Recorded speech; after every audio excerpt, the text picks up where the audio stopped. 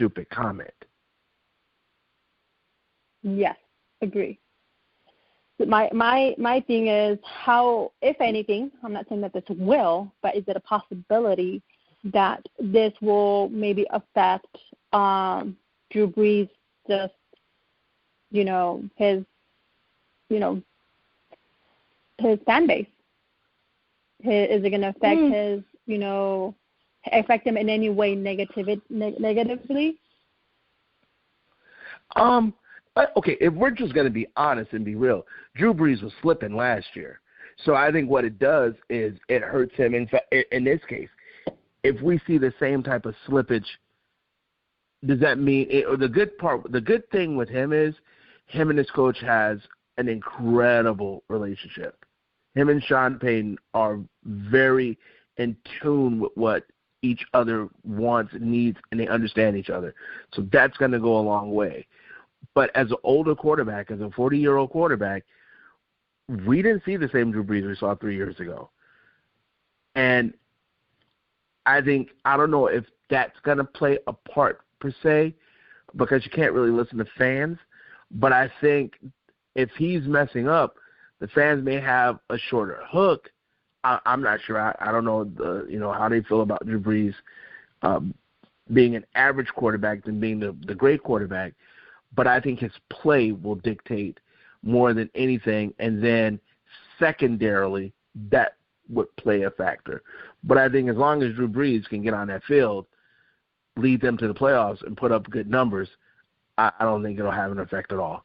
Because it's not like the line's not going to block for him because they want to win. It's not like the receivers aren't going to catch for him because they want to win. And it's not like the running backs aren't going to run hard or pick up blitzes for him because they want to win. So I don't think any of that will come into factor. But I think maybe if his play isn't as stellar, then that's when you may see a quicker hook than normal.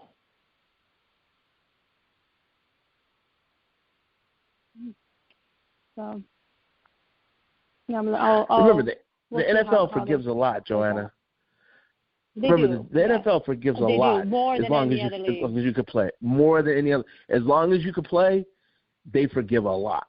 So, I mean, I can't think of his name, but the guy that's an MMA fighter now that played for the Cowboys, used to play for the Panthers, then played for the Cowboys, and now he's an MMA fighter who just put hands on his girlfriend like there shouldn't be have ever been done without serving time.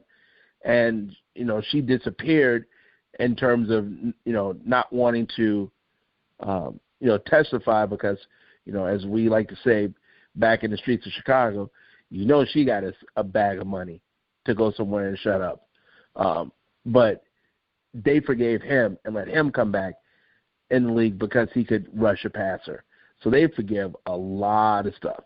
And even though guys may not like you, and this is from me coming from me talking to dudes that play and played in the NFL, they may not like you at all as an individual.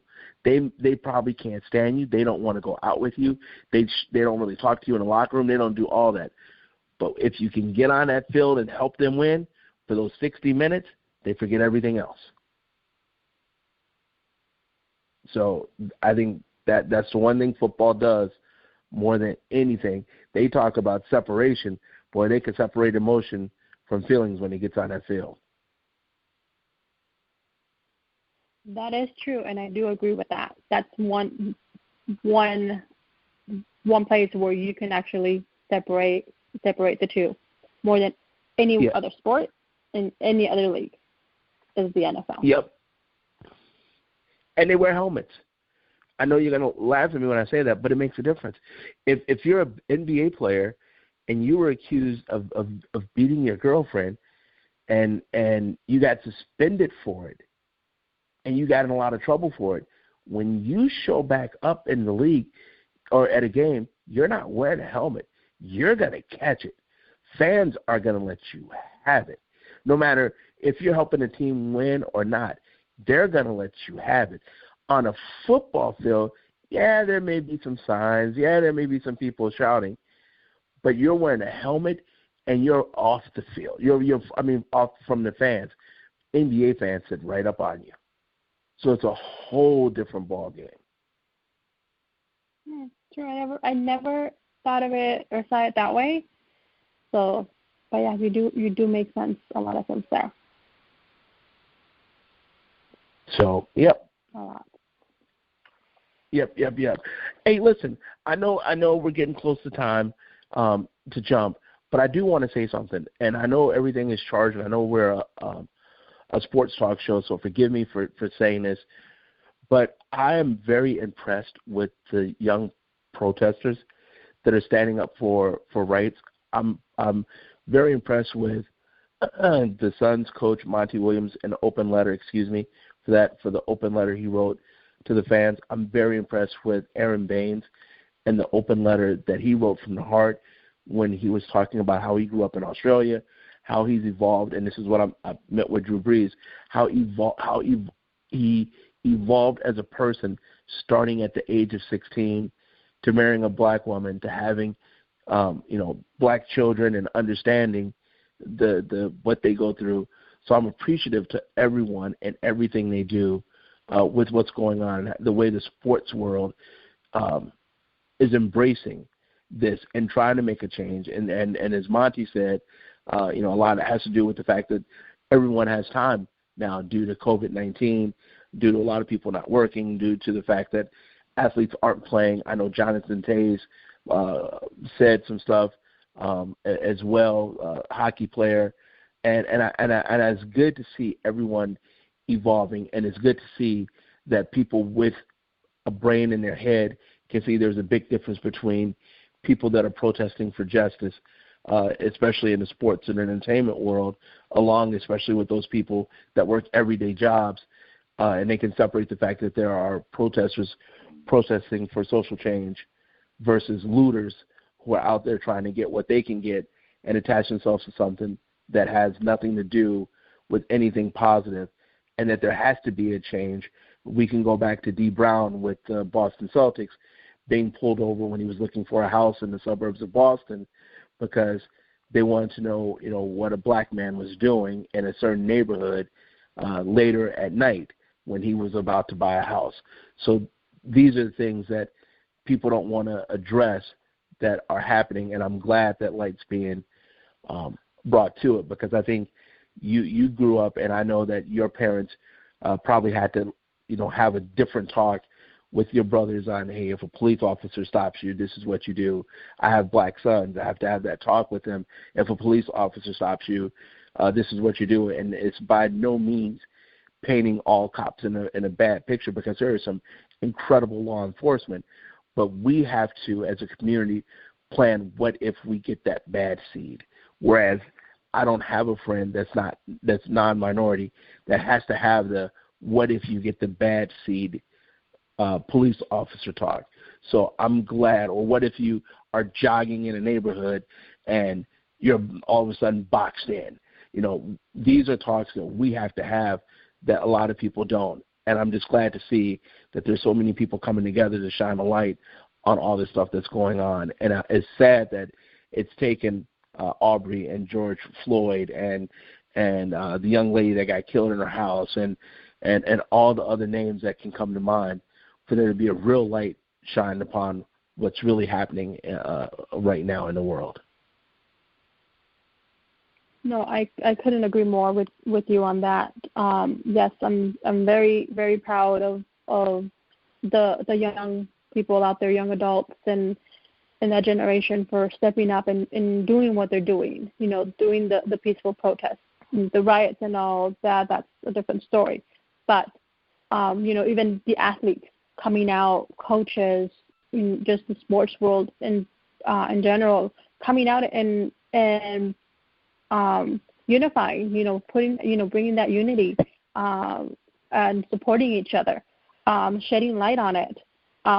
There's been across social media, Instagram, Twitter, you'll see those, sharing their pain as to what, what has unfolded, and that it's, come to this, unfortunately. But it's a time, we can all come together and shed even more light and make a change, even. There's others that are, even in addition or also sharing their experiences, like you mentioned earlier, how they've evolved, how they, not knowing to now knowing, this is what it is, and learning more about it all, and others just their experiences growing up, even the hardships they've had to face, or what they've had to fight to either to get to where they're at today, or situations with police that they've encountered. Just so many different things that you're just seeing out there. And with not having sports, not having people working, it gives that opportunity, and shedding, having even that much more of a spotlight. So I'm very, I'm glad to see that this, it's growing in the volume that it is, and we're not just only seeing it here. We're seeing it around the world. We're seeing it and even in soccer. We're seeing it in Europe. This is not only, national, it's worldwide. And that's how much of an impact and how much, everybody's come together to bring a stop to this. To just this discrimination, this racism, this negativity.